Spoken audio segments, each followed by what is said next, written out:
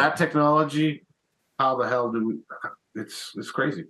Yeah, I would like to do a show on that in the future. All right, let's continue. 5. The Hamakulia Volcano. Located in the Ring of Fire, the next biovortex is the Hamakulia volcano in Hawaii. Locals treat it with utmost respect, as the volcano is believed to have a mysterious power. The proof? Well, reports have detected strange electrical activity in this area. There was even an eyewitness who said he saw a plane vanish from the radar right in front of his eyes. Number 6. What do you think of volcanoes being one of those kind of weird spots that may have like, magnetic or dimensional strange features? Makes perfect sense. Think about it. It's basically a zit releasing inner fluids from deep within the earth at extreme pressures, extreme depths. I mean, there's got to be natural phenomenon we just don't know or have witnessed necessarily with volcanoes yet. There, maybe chemical reactions, right? Maybe it's like it burns all the space above in some way. Low grade burn, like a chemical burn where maybe you don't see it, but even gases, because gases change the density of the air. Maybe it's a massive gas pump, similarly like we were talking about the ocean, and it does something to the density of the air. That'd be a horrible way to go, though. You're flying towards the volcano with the idea you're going to swerve and miss it, and then you lose control of your instruments and drop towards it. Hey, bye, Felicia. Yeah, you're done. You're done. All right, let's move on. Oh, I love Easter. Now let's head south of the equator to one of the most isolated places on this planet, Easter Island in Polynesia. This is where you can find nearly 900 moai statues created by the Rapa Nui people. These figures can weigh up to 90 tons, which makes transporting them pretty much impossible. So, how did they construct and move them for hundreds of years, dating from 1400 to 1650? The most bizarre theories out there put it down to aliens, but something tells me the Rapa Nui probably used a different, less extraterrestrial and more exhausting method. They hired movers. Well, maybe. It's strange. I mean, to have that many statues that are gigantic. And another part of that was they were only partially uncovered.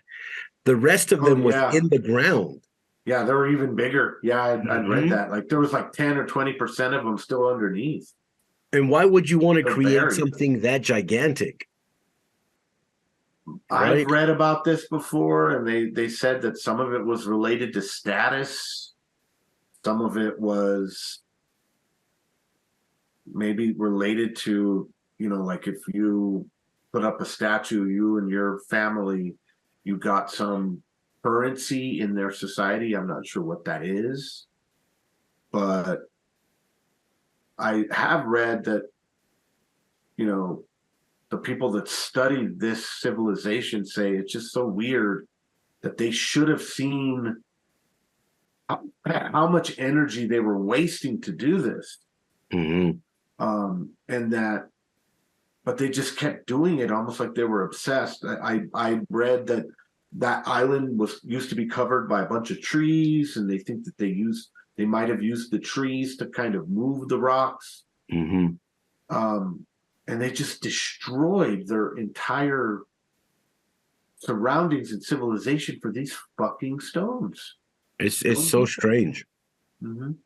But yeah, that's a very strange place. All right. I'd love to visit there. Yeah, I would too. Walk around there, man. Well, the name says it all. The South Atlantic Anomaly is part of Earth, where natural radiation flows out of control. Astronauts who try to take a peek at this dangerous zone experience hallucinations, and even satellites can't take pictures of it. While paranormal enthusiasts swear it's a portal to another dimension, science has an alternative explanation. This spot off the eastern coast of South America is where the Earth's magnetic field is weakest. This is apparently what causes the strange phenomena. Interesting. Oh, yeah, because the magnosphere protects us from the radiation. And so that's a soft spot on the Earth. That's interesting. I didn't know that they would create hallucinations for people. Yeah. Dude, if it's getting that bad, that's Cancer City right there. I wonder if they have a high rate of cancer there. I would have to assume that they would. That's so interesting. Didn't know that. I did not. Might have to research that one. And really, watching these videos that we do, that's really what we want our subscribers to look at, right? Like to see something that they haven't learned before and be interested to be like, oh shit, I didn't know that. Right? Let me go look this up. Yeah. And so that's, doing this podcast, that's really what the goal is, right? Yeah, ghosts and, UFOs. But if something on here sparked your interest, that we've done our job. And that's what we like to engage in it. All right, let's continue. Great Zimbabwe. Oh, sounds like a theme park a little. Another impressive megalith, this time in Zimbabwe.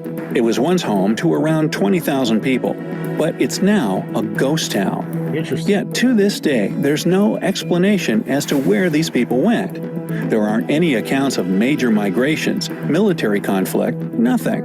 There aren't even any myths or legends connected to it, which leaves us with one of the world's greatest mysteries. Got a technical background, looking to go remote and get paid more, become a software. So what do you think about that? Like, that's kind of one of the themes that we keep running into, where you have these civilizations and then the people just kind of go. Yeah, I don't know. It's like disappearance, but it's the different types of disappearance. It's sudden ones of random people, and then other times it's entire massive civilizations. Yeah, like what would cause that on Earth?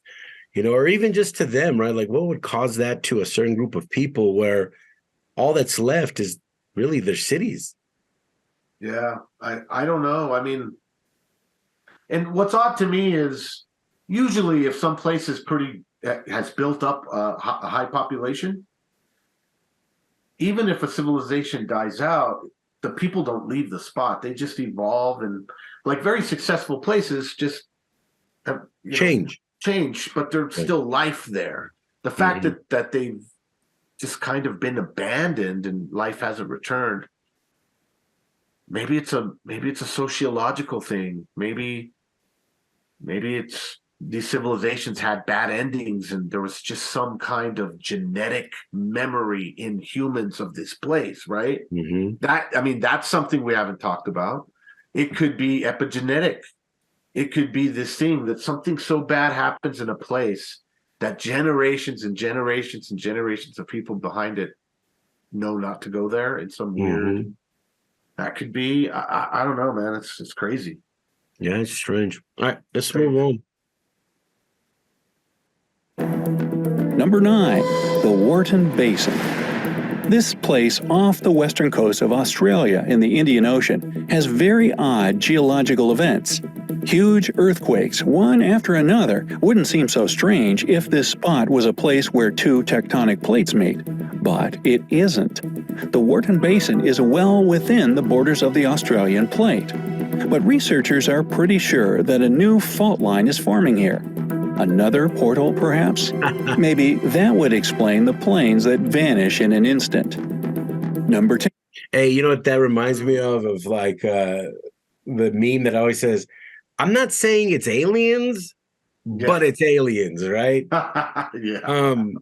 Yeah. Like I think for some of these things, we can kind of make an assumption that's probably just the Earth, whether it be gases or, something happening in the air. It's more of a natural explainable. phenomenon.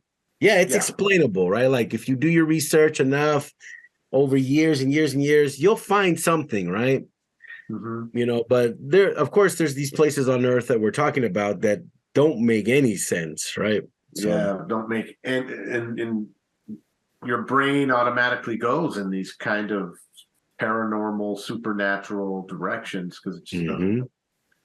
doesn't make sense. All right, let's see these. Unexplainable. Yeah, exactly, unexplainable. All right, let's check out these Loyalty Islands.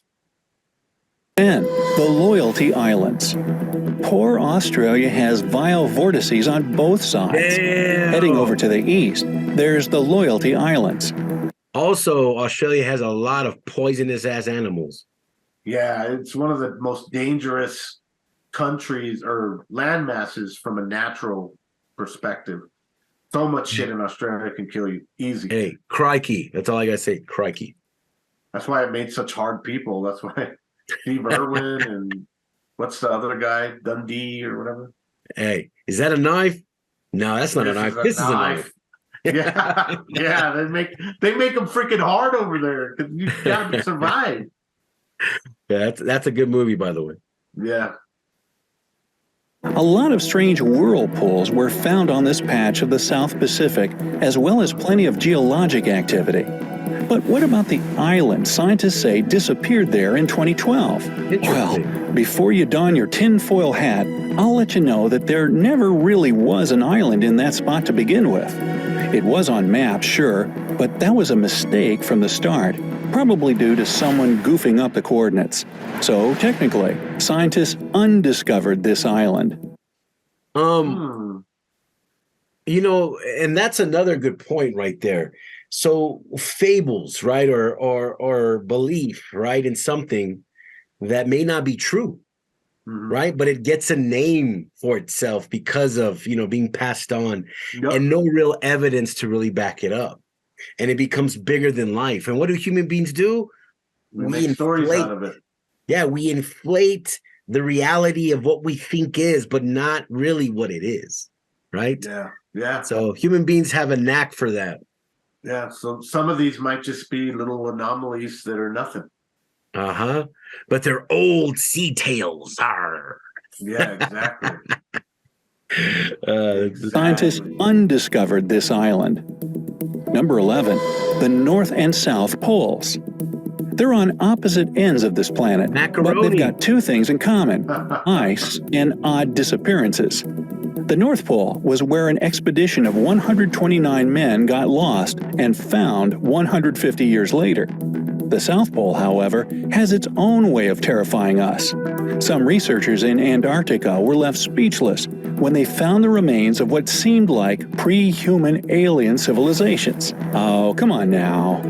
Well, we've circled the globe twice, and now you know what 12 areas to avoid when traveling by ship or plane. So, the only thing I'm left wondering is, why these exact 12 spots are surrounded in mystery? The most popular theory about these vile vortices has to do with what's called ley lines. This is basically when important landmarks, religious sites, or human-made structures are perfectly and evidently in line with one another. As for why they were placed so exactly, it's so that travelers can navigate through them easily, sort of like an ancient map before we had Google. A big part of this theory comes with spiritual and mystical significance, as well as feng shui. Some theorists even believe that ancient civilizations would use these spots as portals to hop from one place to another, Minecraft style. Okay.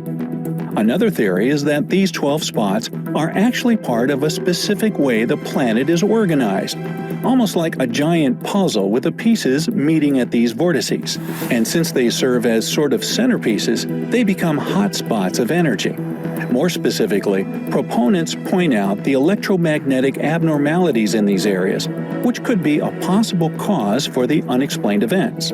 This energy could mess with radar systems and cause electrical malfunctions in ships and planes. And of course, skeptics prefer to find answers outside of the paranormal. Many of these vortices see a lot of geologic activity in severe weather, which could simply be a result of tectonic plates, air pressure systems, or ocean currents meeting. I mean, the Bermuda Triangle is also known as Hurricane Alley. But then again, perhaps these physical, measurable geologic activities are the result of the paranormal. I'll let you decide where you stand on that one. You know, um, it's difficult, right? Because again, human beings, take an idea and we, make it in our own minds. We Mm-hmm. throw in the scariest things about it, but the actual and factual, truth to it may be just something that's plain. Like, what if there's Yeah. just like the guy said, Hurricane Alley, if there's just hurricanes happening, or Or you know, droughts. yeah, or what if just, something improbable happens because of the waves, right? It throws people off the ship, and all that's left are the ships, Yeah. Could be a so rogue wave. rogue wave, right? We don't know. Um, but not to say that there aren't things definitely that go bump in the night and aliens and sea creatures and all kinds of strange things. But it's just difficult because we don't have all the answers, and so we like to either Fill in the create gaps. or listen to others, right? So I don't know. It's strange. What do you think about it? I think I agree with you. I think we have to be a little skeptical. Mm-hmm. We have, and I think that some of those areas weren't all that. There wasn't a lot of evidence behind it. Let's put it to you that way. I believe that there's definitely some funky places where there's some funky shit going on. But I think thinking it's a ley line thing, it's possible, but I think that might be for me a little too far. Um, Portals, possibly, but I think it definitely has something to do with gravity, electromagnetics, and a lot of it I think can be explained through human behavior. Mm-hmm. What we maybe some of those regions, like you said also about the hurricanes, just have specific weather and specific natural phenomenon that when combined with how humans react, humans tend to panic. That could be a Bermuda Triangle thing. I mean, I don't know about you, but I'm out in the middle of the ocean, and I've lost navigation, and maybe some weird stuff's happening. I have to assume that human nature is going to take over, and shit could get real crazy quick with either people with you or you making some attempt to. I mean, so I could see how a pilot could get lost and maybe not think straight. I don't know, man. I like the idea of there being spots on the planet where some unknown energy affects us. I just don't want to be the person near it or falling into it, right? I don't want to be that person. I don't want And to be the. I was gonna say real fast, like you had said, right?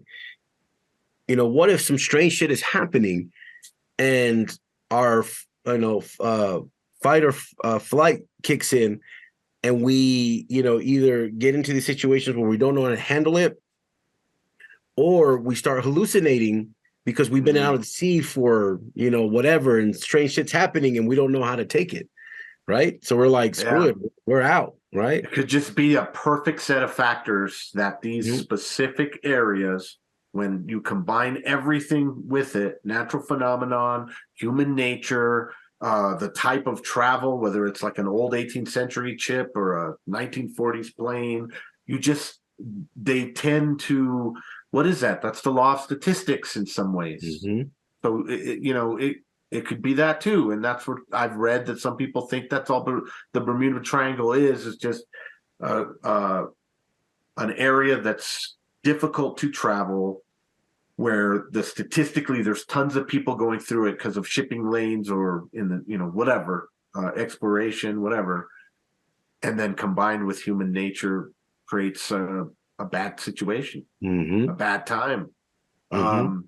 It's like I've heard stories, people that travel in the forests a lot, who say that one of the things that probably kills people that get lost out in nature the fastest is once they realize they're lost, they panic and they run, and they don't they whereas what they need to do is just stop and go, okay, we're lost. What are the things? Well, we need water to survive. You know, like you got to make pragmatic decisions, and the people panic, and so they'll go running and traveling like 7 miles in a day, which for this person that maybe that was a lot, and they overexert themselves, and then they die. And then, like literally, if they were maybe 30 minutes away from a major road, and it was just because they panicked and they went and overexerted themselves. So I do believe that it definitely could be that, but it's that sci-fi kind of coming back at me, though, dude. I like the idea of there being a portal or aliens, like we were saying, a side pocket of time that's like filled with like just rando people having to create a society of time travelers. I mean, that shit. Let's go there. I just don't want to be the one that goes into the side pocket of time. Hey, the final countdown. Yeah. Right? Yeah, I don't want to be that person, man. It's like, you know, I talk about I want to see violence with ghosts, but I really don't. Else. Yeah, I don't want to be the one taking the punch of the pissed off ghost. I really don't. I'm just gonna talk shit about it on the internet. That's what I want to do, right? Hey, most definitely, man. All right, well that definitely has been our episode for tonight. We'll catch you on the flip side of a Strange and Mysterious podcast. We'll catch you on the flip side. Peace. We out.